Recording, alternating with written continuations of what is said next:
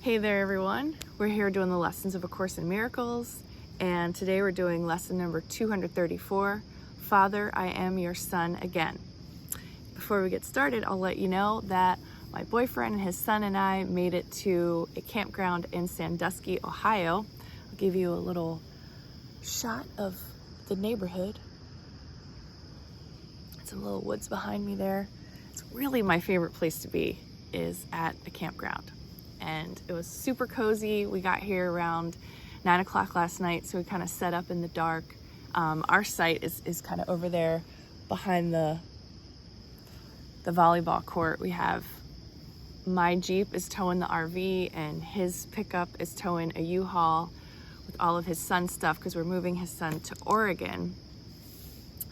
So we're kind of making our way west across the country. And yeah, it was a great drive yesterday, and we made it here. So today we're going to be driving to West Salem, Wisconsin, to another campground. And yeah, it's gonna be a day of driving, but I'm glad that I'm doing this now, getting this in. It's kind of like setting my mind for the day, and spending time with you and just sharing what's going on with me. So I hope that you are feeling good and feeling these lessons, learning the lessons, going through whatever things you need to go through, because I sure am as well. Just the whole stress of moving out of the house and, you know, being with my new partner, and just all the things that we're doing right now. It's very, very, it's just intense. It's been really intense. And so a lot of learning has taken place, and a lot of shedding and releasing and emoting. So yeah, it's been quite an adventure, but now that RV over there that's it. Like, that's where I live, and that's pretty freaking cool. So okay, here we go. Lesson number 234. Father, today I am your son again. Today we will anticipate the time when dreams of sin and guilt are gone, and we have reached the holy peace we never left. Merely a tiny instant has elapsed between eternity and timelessness. So brief the interval there was no lapse in continuity, nor break in thoughts which are forever unified as one. Nothing has ever happened to disturb the peace of God the Father and the Son. This we accept as wholly true today. Nothing has ever happened to disturb the peace of God, the Father, and the Son. So basically what I just said about all this stress and tension around moving never happened to disturb the peace of God and me and you. And really that's something that I want to continue to focus on, is that when these experiences happen, these triggered moments happen, that it's really not me at all. It's the ego's playground. We kind of talked about this a little yesterday. And it's hard to really internalize and believe for me right now. Like I can still feel the separated parts of myself. And yeah, I guess going through it and feeling it and allowing it and accepting that there's something coming up and coming out is what we need to do. But I think it's just good to take a moment and say, like, that stuff does happen, and it doesn't mean that we're bad Course in Miracles students. It doesn't mean that we're not doing the right thing or we're being punished or anything. It's just in there and has to come out. This we accept as wholly true today. We thank you, Father, that we cannot lose the memory of you and of your love. We recognize our safety and give thanks for all the gifts you have bestowed on us, for all the loving help we have received, for your eternal patience, and the word which you have given us that we are saved. So that is lesson 234. And in A Year of Forgiveness, the title of the lesson is Father, Today I Am Your Child Again. So you don't have to be a son if you don't want to be. You can be a child of God. And actually, this is a really cute picture. I love this art, the watercolor art in this book. So you can see it's a little one on the edge of a body of water there with her little being. And actually, my boyfriend's cat, or my boyfriend's son's cat, was sleeping in the camper with us last night. And it just feels so beautiful to be kind of here by this little body of water at this campground, having this little furry being, and just feeling a lot of connection with nature and freedom. So to me, this picture is saying, it's got the birds singing and a little squirrel in the tree and a deer in the background. It's just, I don't know, I mean, there's just nothing better than that. So when we're returning to being a child of God again today, I think that's exactly what the picture is our communing with nature and finding our inner peace to the best of our ability. All right, you are blessed beings indeed. I am that one you know as Jesus. You can feel the relief that comes to your mind when you accept this is so, that you are a holy child of the divine. You are not here by mistake. You are not alone. You are not abandoned. You are an eternal spiritual being. The body is merely the vehicle through which you travel on this journey you have chosen into fear and separation, and you also can choose to leave. This is the ultimate truth, and responsibility comes with that knowledge. Once you understand that all your suffering and all your fears of death and separation are your own creation, ouch, manufactured from erroneous and untrue ideas, ouch, then you not only become incredibly responsible for the mess you have made of your life, but are also given the key to freedom. I mean, that just freaking lays it out. When you have made a mess of your life, we say that jokingly. None of you really have made a mess of your life, thanks Jesus. But all of you know you can make some very foolish decisions and end up in some precarious situations. Know that all those things that are unpleasant and cause you suffering are merely feedback to tell you you're off track.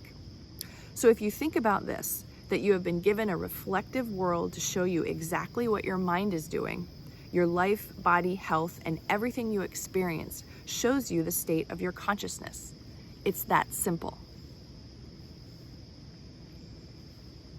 I mean, there's really nothing else to say. There's a whole lot of book left for us to read. There is no judgment from God. There is only judgment from the ego mind. Like, I am not successful enough. I am not fit enough. I am too this or not enough that. All those thoughts generated by beliefs give you feelings of dissatisfaction, suffering, and sadness. Understand that from this moment forth, if you so choose to step away from judgment, the idea of sin, the past, and worrying about the future, instead live in the eternal now. Make your decisions by using these principles, you will not suffer anymore.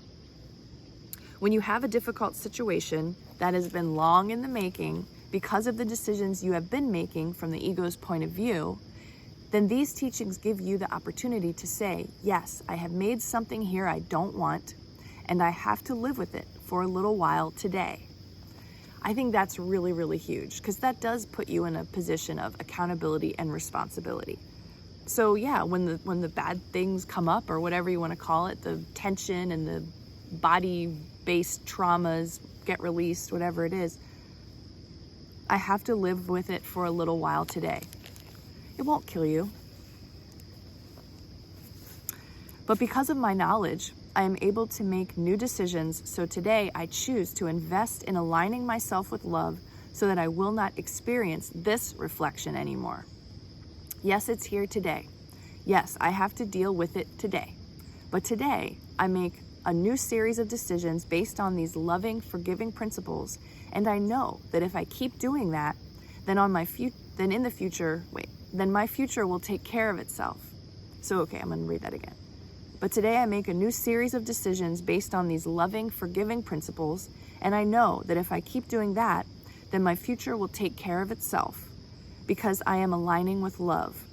I'm aligning with forgiveness.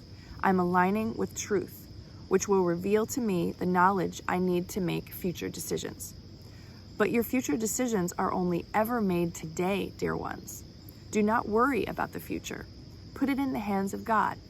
Trust that you will have the inner guidance to know whether or not you should do something, purchase something, go on a date with someone, or eat something. You know that when you are clear, non-resistant, and fearless, you will receive guidance all day long. It is unrelenting and accurate once you have done the clarification process.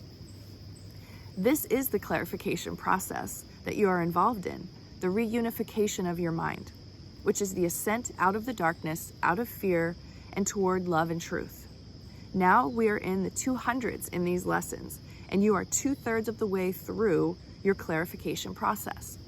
So let's not make any radical decisions right now about divorce or purchases or other major life changes, because you could still be following the ego's thought system. Keep doing this work. Keep doing these lessons. Keep doing your forgiveness practice whenever you are upset with something or someone, including yourself, definitely including yourself. And trust that at the end of this year, you will have a better handle on what shenanigans your ego can get up to and what trouble it can cause. I am that one you know as Jesus, and we will speak to you again tomorrow. Awesome. So I'm also still doing Tina's 40 days and 40 nights, and that has been really, really helpful. Last night before I went to sleep, I made sure that I listened to the video. I did a little bit of journaling, which I normally don't do. So yeah, there's another program. I'm probably into a lot of different things right now, but there's this other program that I'm doing that's more based in sacred sexuality teachings from the deer tribe. Maybe I've talked about Kwadoshka before on these videos, but yeah, there's a book called The Song of the Deer, if anyone's interested in learning about the Twisted Hairs Elders system. It's basically a teaching system, and it's very similar to Course in Miracles types of lessons or foundational principles, but it comes through this indigenous lineage. And I'm doing a program with one of the teachers in that lineage, and I had to do some journaling for that too. So I'm working on myself. I feel like I have the ability, I have time, and the little bit of willingness to sit down and not necessarily do it perfectly, but to try and to get things out on paper that are in my head, and be humble and have this humility around I'm teachable. And if I'm being advised to have some kind of an intention and journal about it, then, to really do it. I think that my ego blocks me sometimes from doing assignments. Even when Jesus says, okay, tonight before you go to bed, write these things down. Sometimes I'm like, yeah, I know that, or I don't need to write that down.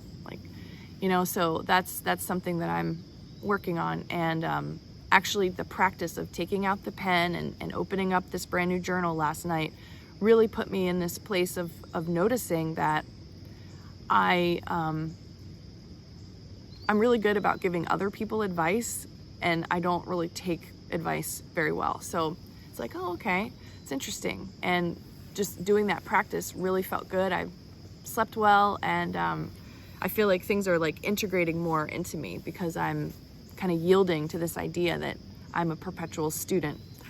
And yeah, so life is good. All right, have a great day. Thanks for tuning in, and I'll see you tomorrow.